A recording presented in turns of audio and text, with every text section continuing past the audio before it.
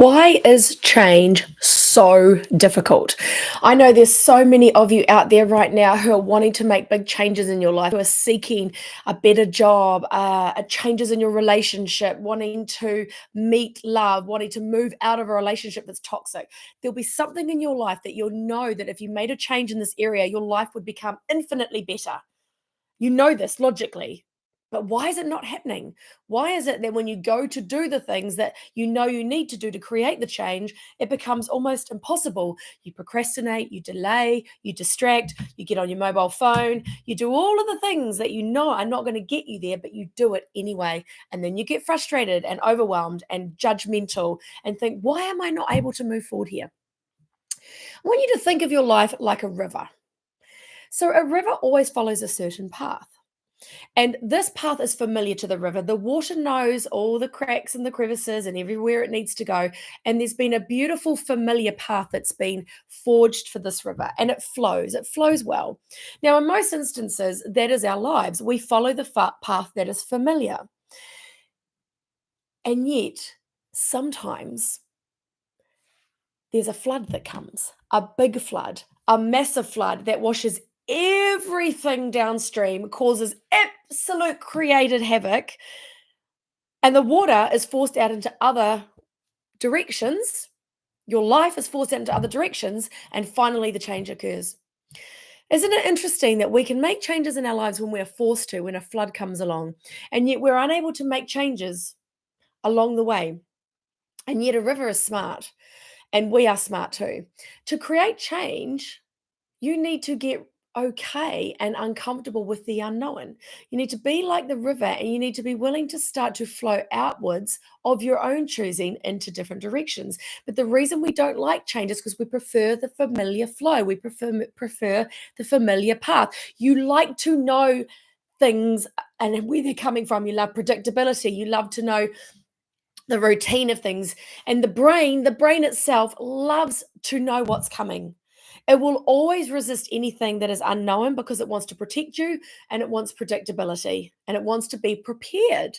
And so when those things are guaranteed through the lack of change, it will stay on the path of the flow of the river. And the only way that we will ever make change is when there is a flood that pushes the water out into other directions. But you don't need to wait for a flood to happen to create change. You can actually start to make small changes yourself by doing small things to test the waters of what might happen when you start to allow the water to flow in different directions. For instance, if you're wanting changes in your relationship, you might like to start making some setting some loving boundaries. It will feel uncomfortable to your nervous system, but that is like taking a few boulders out of your river so that the water now has more space to flow in a different direction. Now, the good thing about starting to allow the water to flow in a different direction and trying new strategies, such as widening the banks, creating new behaviors and habits, such as reading the book Atomic Habits, it's a great way to get some ideas about how to create positive change. But over time, what you'll find is that the flow of the river starts to become more comfortable. You start to become more comfortable with the changes because you've allowed yourself small incremental steps to get there. You haven't waited for the flood to create the big change that's just too overwhelming for the nervous system. You've done it slowly but surely. And that is how you make change, by implementing small things one day at a time. But one of the things that's really important in order to make changes, you need to get your nervous system on board. Because quite often, the idea of following a different river or going down a different route is not comfortable for your nervous system. Your body cannot hold the idea of a different type of relationship, more money in the bank. It isn't comfortable with speaking your truth or setting boundaries. So to do the big river switch direction, to really get the river flowing in the direction that you need, it is so important to change your inner landscape. When you change your inner landscape, the changes can amplify very quickly, because doing the inner work is like bringing in the heavy machinery that allows you to create a flow in the river and a shortcut in a direction that feels absolutely easeful. But it's because you've come in, you've done the work to heal the past, to change your mindset, to embody the vision and the emotions of what it would feel like to have what you want. And from that place, you can then allow the change to occur.